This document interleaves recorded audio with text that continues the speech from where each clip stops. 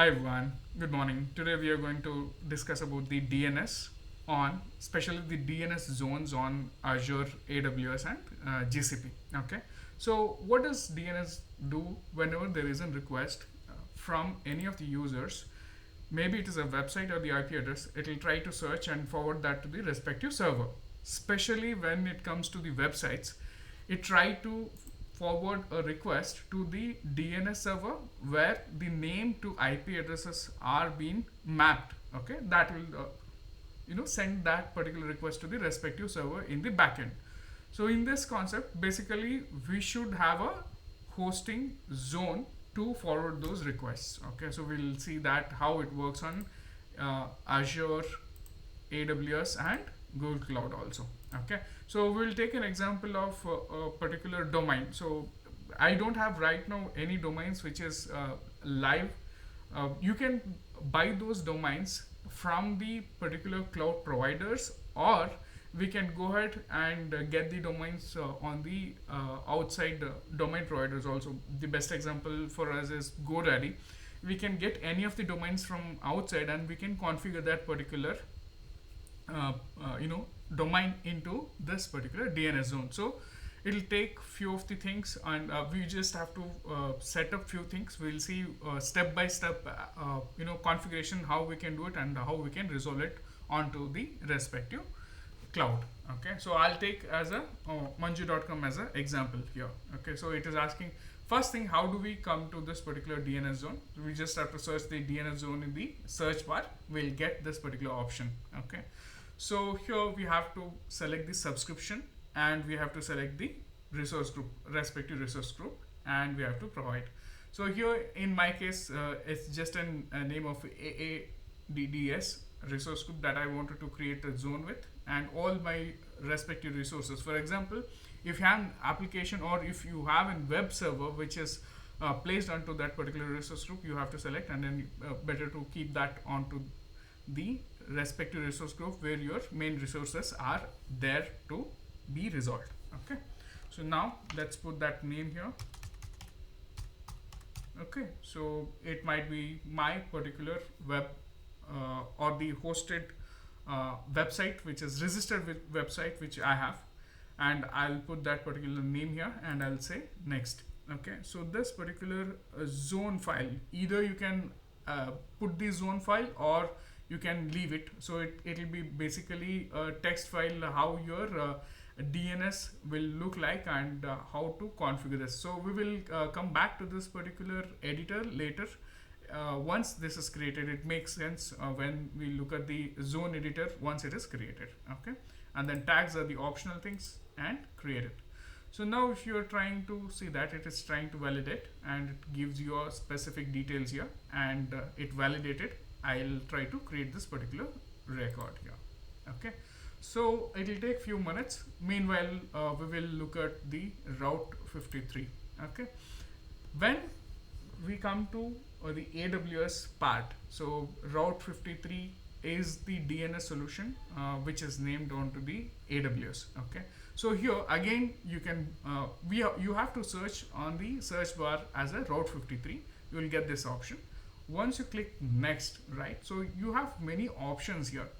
Well, first thing is you can register a domain which meant to be buying a domain for you. Okay, else you can transfer the domain to the AWS, which is like you already have the domain name with GoDaddy and you would like to transfer that domain to AWS. You can do that thing also.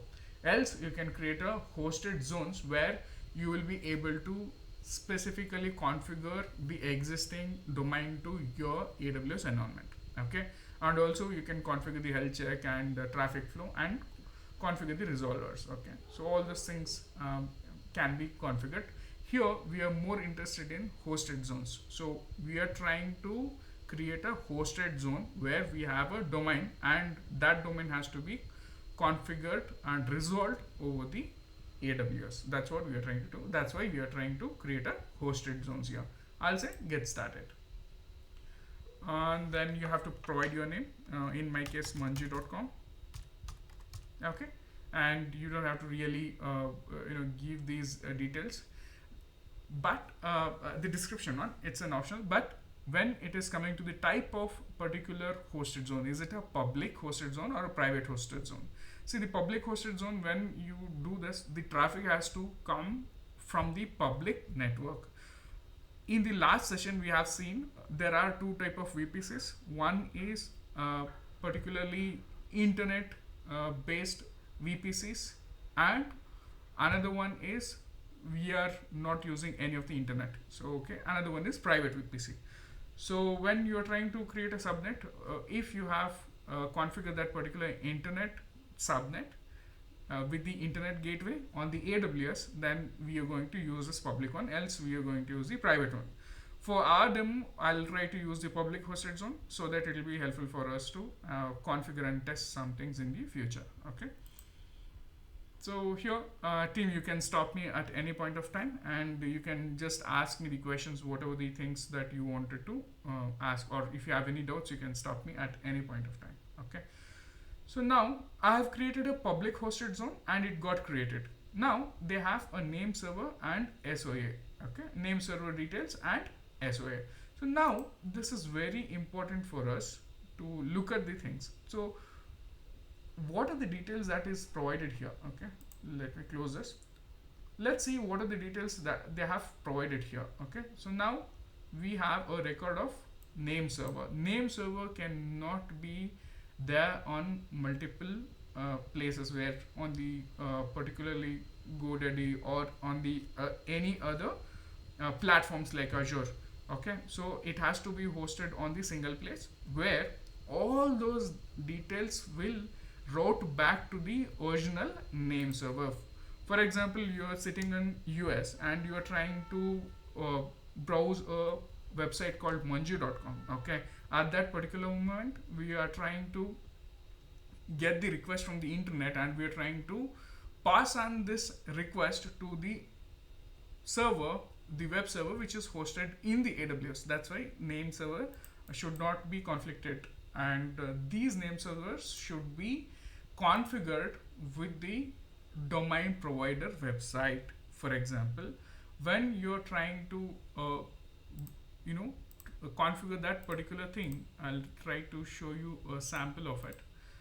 You have to take these records. Okay, so on the GoDaddy you have to configure these NS servers so that you will be able to route those requests to the particular this route 53.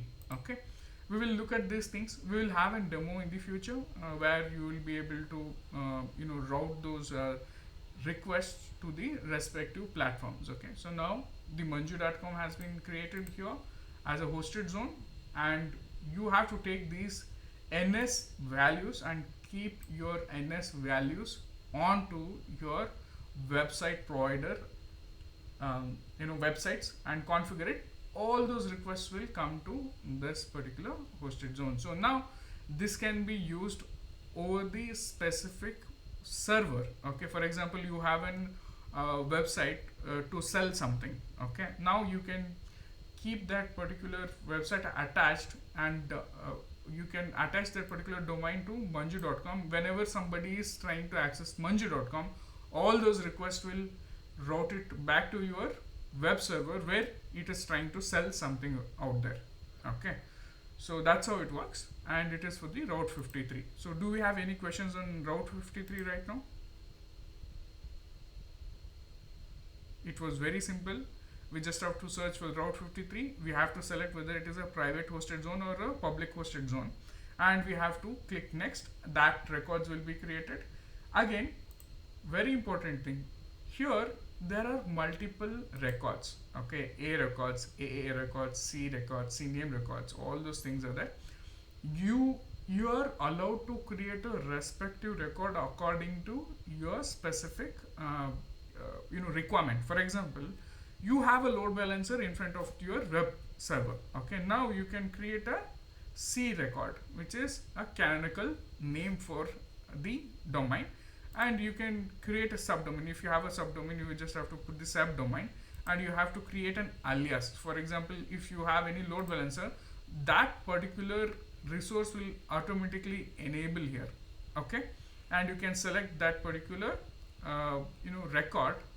For example, you have a particular device which is load balancer, which is that will come here, and you just have to select the load balancer here, and then you have to create that record for a CNAME. Basically, CNAME, it's a alternative name for that load balancer or anything. So I'll say as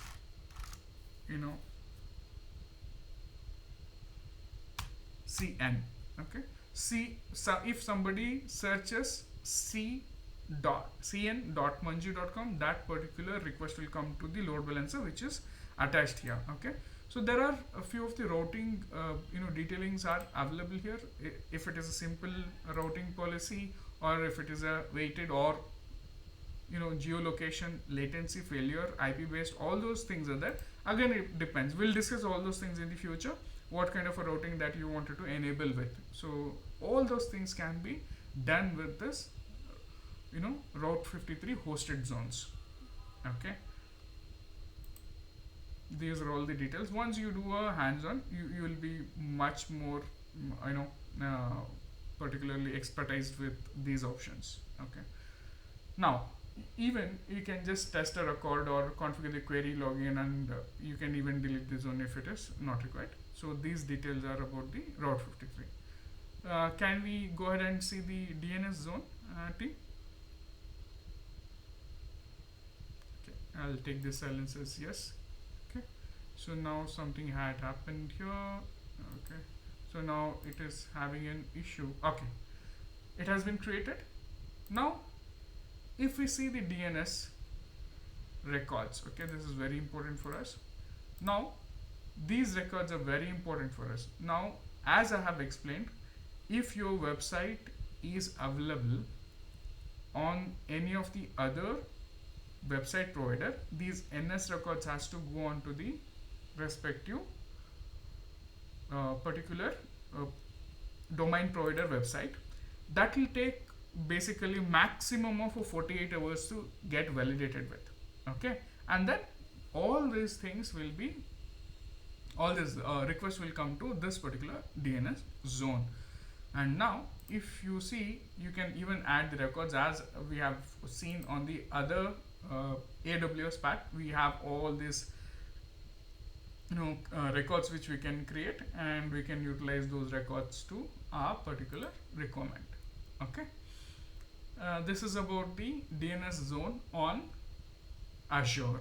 Okay, so it's very small concept, but it is very powerful when you have a hosted we have a domain which is hosted onto the third party provider. Okay, so team, can we proceed further for the GCP? Yes. Okay, thanks. Now, Yeah. thank you. So now we have GCP here. Again, you just have to go to your project, okay, and you have to basically search for DNS.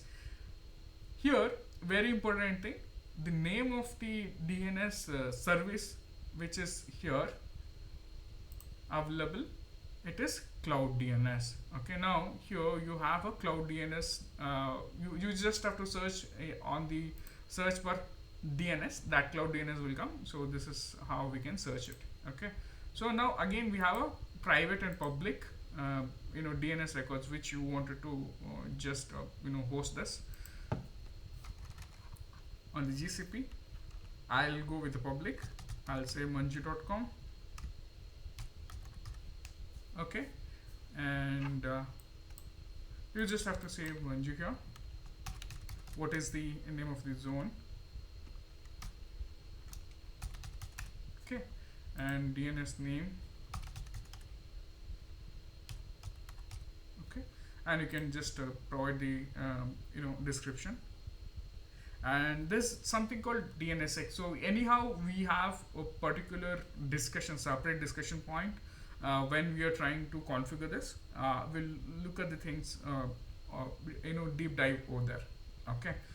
So next thing is, I don't want any logging right now to be created. I would like to create directly with the DNS entry. Okay.